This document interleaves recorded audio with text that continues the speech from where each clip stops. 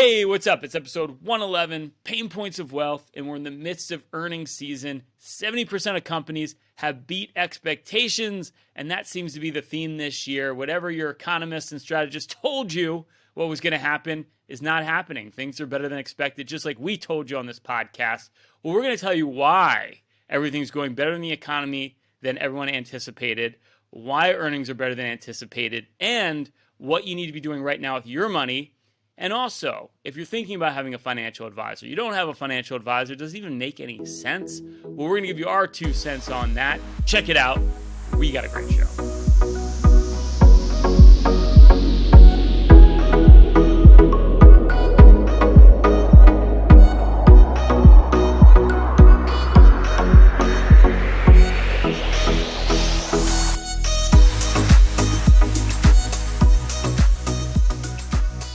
Guys, every week I hear these analysts and strategists tell us, then the big debate is it going to be a hard landing for the recession or a soft landing recession?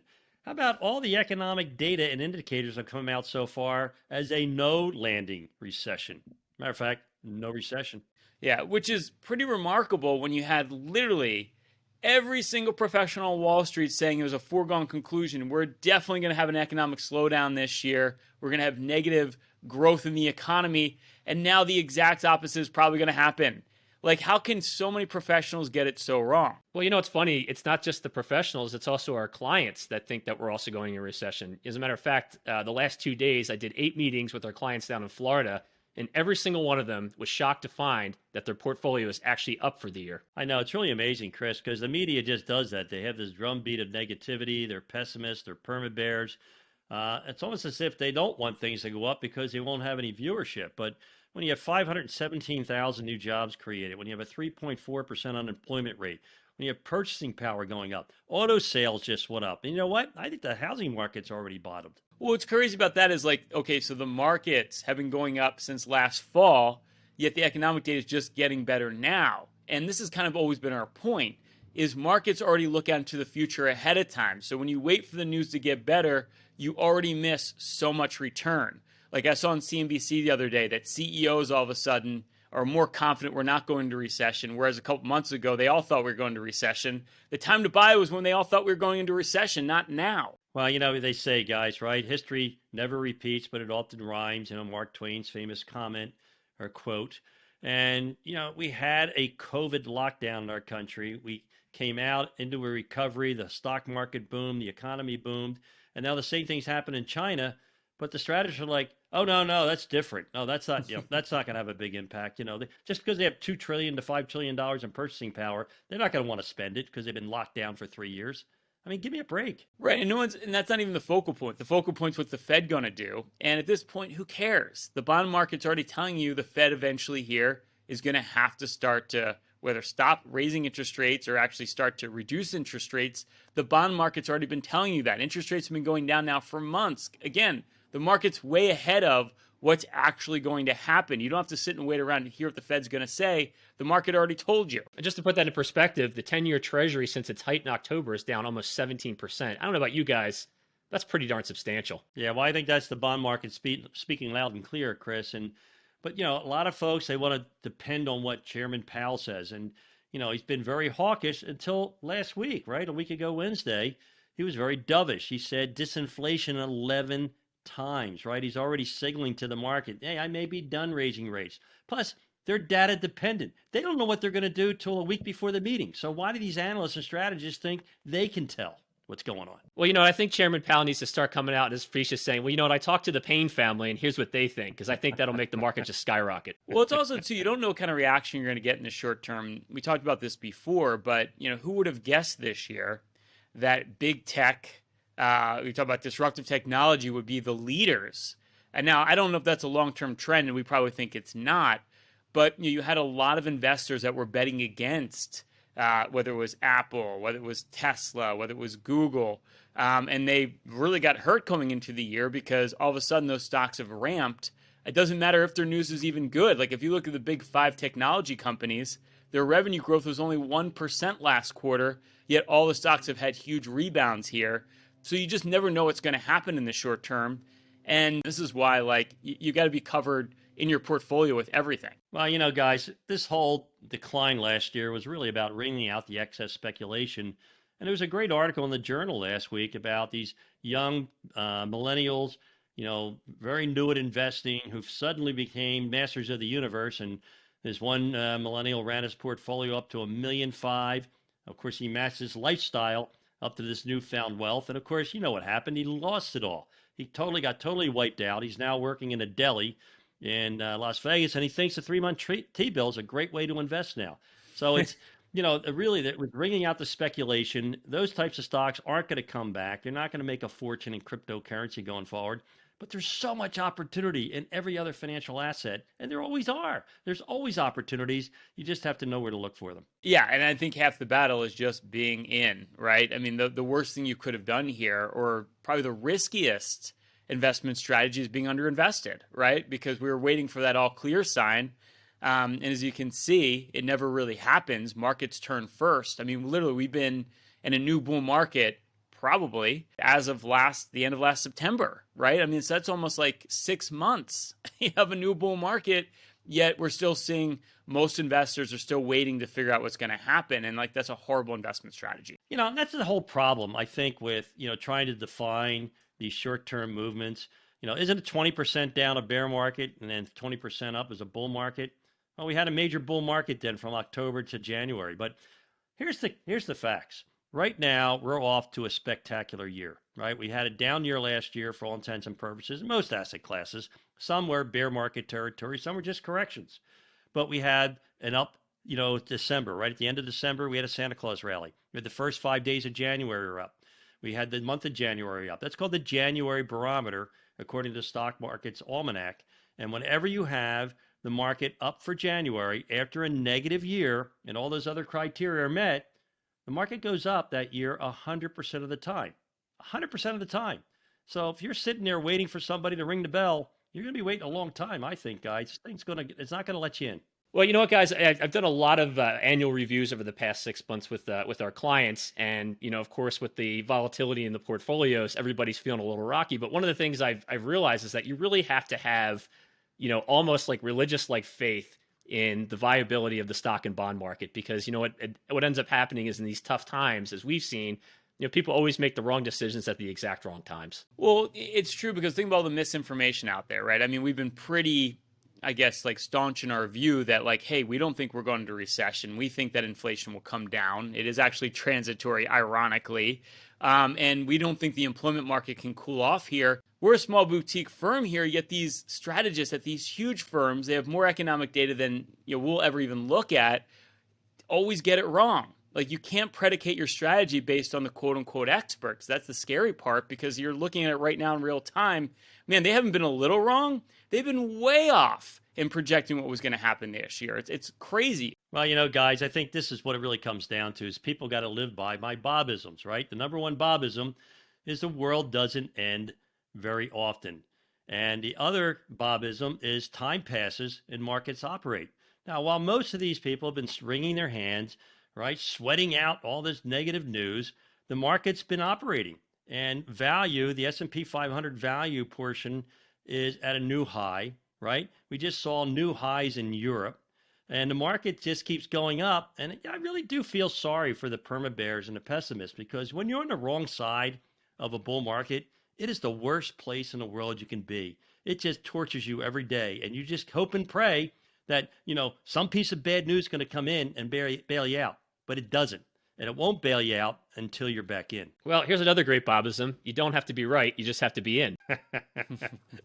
Well, it helps to be right when you're in too, Chris. And let me throw another one on the fire here. It's better to be approximately right as opposed to dead wrong. And I think that's what's the problem with a lot of these projections of definitely get out of the market and wait for that 10% correction before you get back in. Meanwhile, if you just stay diversified, you're almost close to your all-time high on your portfolio from last January by just being in. It's better to be in than trying to be master of the universe. Well, see, that's why I just have a little problem with you defining this as a new bull market, Rye. We've been in a bull market. We've been in a bull market since your parents were born, since your grandparents were born, since your great-grandparents were born. Matter of fact, this bull market started in 1776, and we're just about to make new highs in the next couple of months. So, if you're not long right now, I think you're definitely wrong. Hey, hope you're enjoying episode 112, Pain Points of Wealth. Everything you hear on this podcast, along with some due diligence of your own, can help you get ahead financially, literally at any stage of your journey.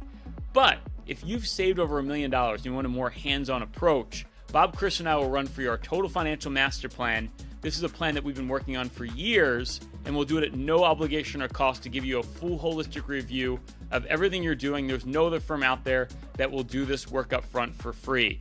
We literally go as far as building you your own personalized financial portal. We're going to get a bird's eye view of your entire financial life, and we're going to hone in on every issue you need to address today. We're going to look at an income plan. If you're close to retirement or retired now, how do you draw from your portfolio? How do you take Social Security?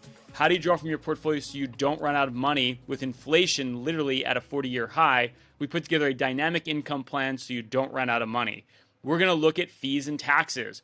Wall Street loves to sell you products that have high fees and are very tax inefficient, whether it's an annuity, mutual fund, brokerage product, structured product. We go through every investment, do a deep dive, show you how to reduce all the costs on your portfolio and optimize it for taxes, give you our full tax playbook, and we look at diversification.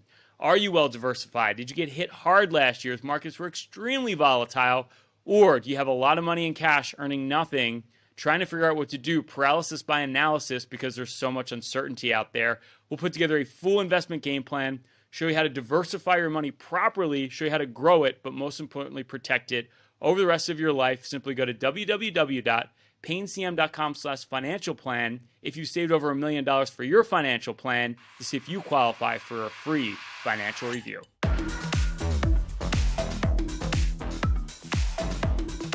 Hey, it's the tipping point. This is where we pinpoint the pain point. Of course, that's P-A-Y-N-E, having the biggest impact on your wealth right now. And we have a very special guest with us, financial advisor, certified financial planner at Payne Capital Management, Mr. Aaron Dessen. Aaron, thanks for being on the podcast today, man. Good morning, guys. Thanks for having me. Always great to be here. It's great to have you. And man, you seem pretty calm for a man who's about to have another baby in the next week. You sound like you're not worried about it at all, not stressing even a little bit. You know, a wise man on this podcast once told me to embrace what you can't control. You know, just go with the flow. Or as they say in Seinfeld, serenity now, insanity later. That's right. You talk to Aaron in a week, it's going to be a different story, I feel like. I'll be asleep. I'll be a zombie. You hope. Well, thanks for being on the podcast, man. Yeah, you can kiss sleep goodbye, pal. Well, before you lose all that sleep, I thought we could talk today on our podcast. Payne Capital Management, obviously, we're a boutique firm. And a lot of the new clients that we bring in tend to be, this is their first time working with a financial planner. Like a lot of times they've done it themselves. So I thought we could discuss, some of the reasons why you may be building your financial plan on your own and some of the catalysts that might be like that light bulb that says, well, maybe it's time to start working with a financial professional. And I think a lot of times when we start out and we're building our wealth, we think to ourselves like, this isn't that hard. I can do this on my own. Who needs one of those BS salesman financial people? Well, I'll take the first one, guys. It's not that hard. I can do it on my own. Well, I liken this to a lot like you're going up the chairlift and you're going up over like a black diamond and everything looks easy. All the skiers down there make it look easy. But until you get to the top of the slope and you realize it's basically a vertical drop straight down. That's why it's hard to do it alone. Well, of course, like anything else, you don't know what you don't know, right? So I think that, last year, a lot of amateur investors, a lot of do-it-yourselfers, I guess, right? DIYs, they call them. They were down 27% on average in their portfolio. Now, it does two things. Number one, it loses capital, but then it puts you in a position where you're scared to death to make the next move. You'll never have the confidence again, to invest with any type of courage. Well, I think it is a lot like that skiing analogy, but it's more like you're cruising down the mountain, you think you're awesome, and then all of a sudden there's a mogul field. Because I think that's what happened. I think people after the great pandemic is they're like, man, this is easy. I just get in, I write up all these hot stocks, and I can make a ton of money. But it wasn't really until we saw the drop last year where it's like, wow, this gets pretty real pretty quickly when you saw some of these meme stocks and some of these disruptive technology stocks drop like 70, 80%. Well, I read an article on MarketWatch. It was talking about this guy who borrowed $500,000 from friends and family and not only borrowed the money, but wrote them all a promissory note guaranteeing that he would get 10% return last year. He almost lost it all. Oh my gosh. I did lose it all, and now he's on the hook, right? I mean, it's Nothing like getting sued by your family, Chris.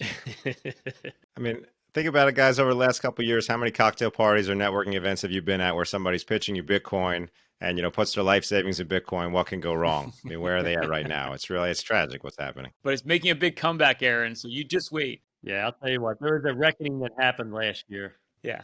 Definitely a reckoning. But, when it comes to investing, it's really simple, but it's hard. It's really hard.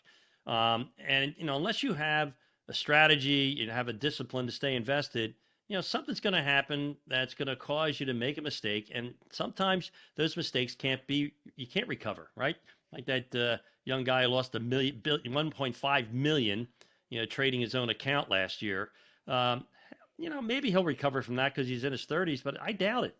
So it's really important to take the advice of someone who knows what they're doing, who already knows the risk that you may not recognize, because risks are only recognized in hindsight. Well, that's the thing. You just get one pothole and it can really derail your entire net worth. You don't know what you don't know.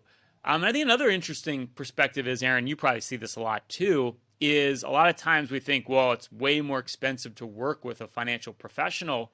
But, we like to do a big audit of people's fees, what they're paying. And a lot of times, even if you're doing it on your own, you look at those hidden costs, a lot of times it's costing you more to work on your own because you don't even know where all those hidden fees are in your portfolio. Yeah, right. That's a great point. I mean, a lot of times we see people in different mutual funds, exchange traded funds. They really have no idea what the underlying costs are, what kind of income they're generating.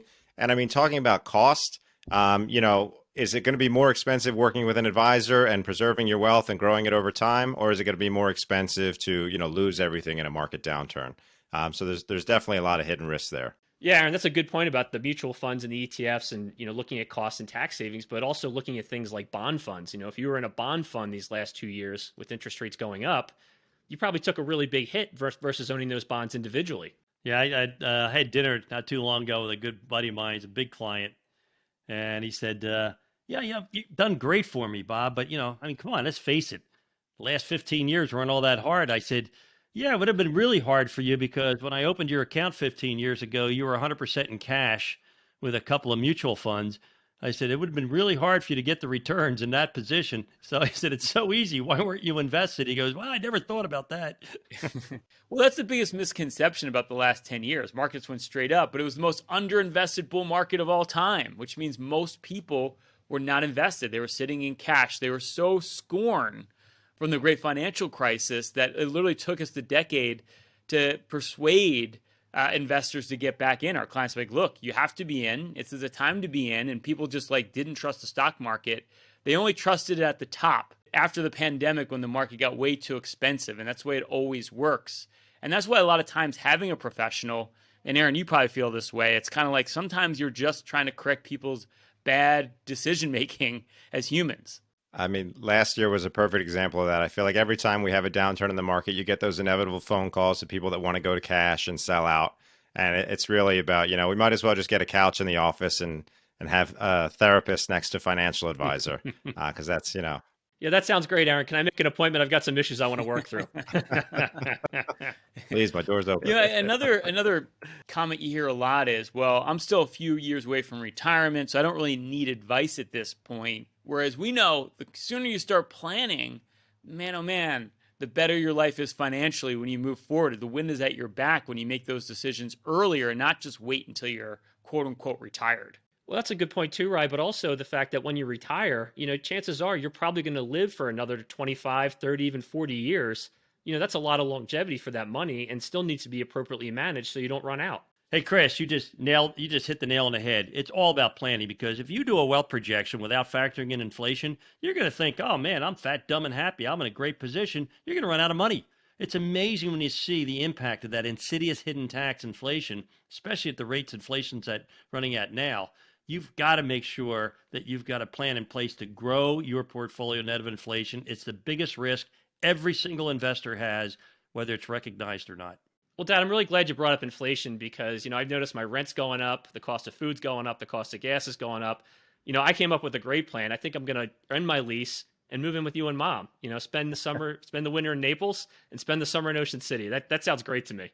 Wait a minute, you didn't know I moved? You know, the other issue I hear a lot too is, well, the financial world is too confusing and complex for me. I'll just keep my head down and put money into my 401k and I'm sure I'll be fine. And as we know, there's just so many tricks to the trade, or like little tweaks you can make when it comes to taxes above and beyond your 401k. And Aaron, I'm sure you can attest to this because you're doing planning, modeling out for clients like every single day, that you're just missing the boat if you have a really linear, idea of what your financial plan should look like. There's just so much more that goes into it aside from just your 401k or retirement plan at work. I mean, Secure Act 2.0 is a perfect example. They just made all these sweeping changes in the legislation and tax laws at the end of last year. And a lot of clients aren't even aware of that. So you really need a professional that you can speak to that's going to keep you in the know and update you on all those changes. Well, think about the people that do it themselves, right? They get their advice from their friend in the lunchroom, at work, or they go on the internet now. Think about all the phenomenal information you can get on the internet about investing. It's just scary, to think about it. But, one of my wealthiest friends said, look, if you want to compete against me and my businesses, I'll eat your lunch 6 ways to Sundays. Why would I ever want to compete against professionals in your business? And he said, besides, I worked every waking hour focusing on my business. What am I going to spend 5 seconds a day on becoming an expert in investing? Why would anybody want to do that? It's just like kind of insane when you think about it. The only problem with that thinking is most financial advisors are terrible. So, in all fairness, there's not that many real professionals that actually do that kind of planning, and I think that's where it's really, as our listeners should be very careful, is you have to make sure you're working with a true fiduciary. Like in our firm, like Aaron, you're a certified financial planner. Like you make sure that the people you're working with are truly doing financial planning and not just selling you investments. And to be fair, most of our industry is just people that want to sell you something. I can sell you an insurance, and all of a sudden I'm a financial planner.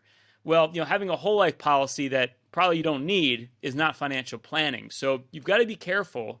If you are going to use a financial professional, make sure they're actually talking about those issues that really pertain to your life. Well, Ryan, you're absolutely right. And, what it really comes down to is holistic planning. Aaron, you and I have done a ton of 401k meetings together. And not only do we go and do an educational session, but we also offer all the participants the opportunity to sit down with us. And we look at everything. We're not just saying, okay, put 100% in pre-tax 401k. It's like, what else are you investing in? Where are your other assets? How are they taxed? I mean, you have to look at everything. Otherwise, it's malpractice. Well, you know what it comes down to, guys? 80% of the new clients that come to us, they always have statements. But when we ask them for a copy of their wealth projection or any type of a rudimentary financial plan, all we ever hear is crickets.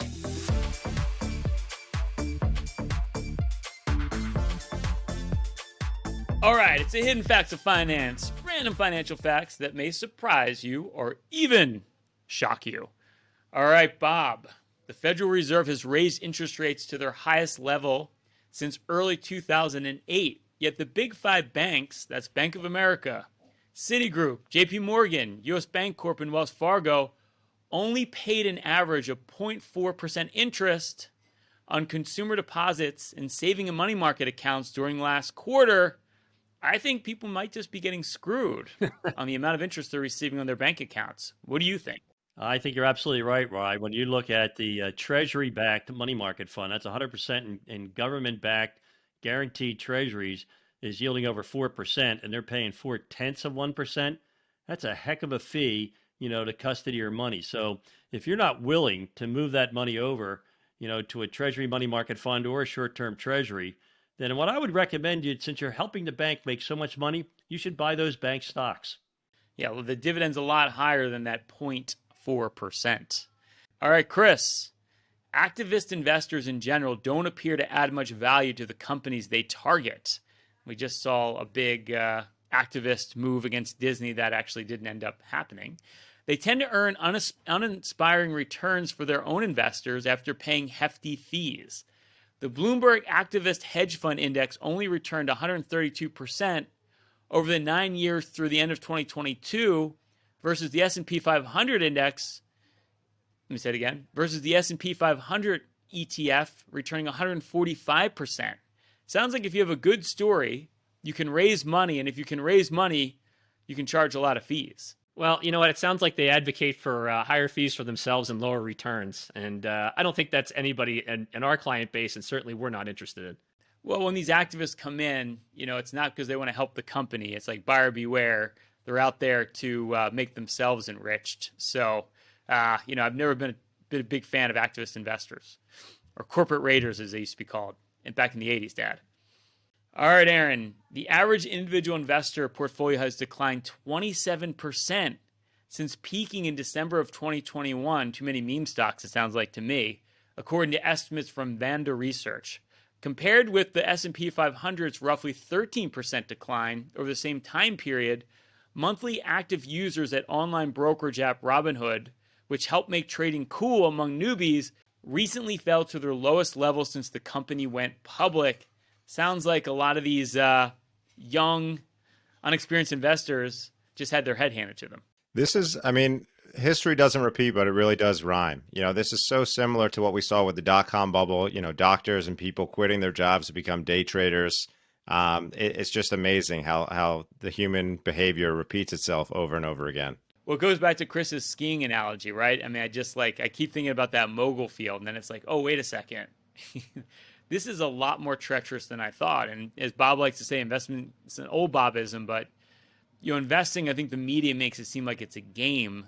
But the reality of it is, man, investing is hard, it's treacherous, and there's so many ways to mess it up and lose your money. Well, Ryan, that's why they created casinos.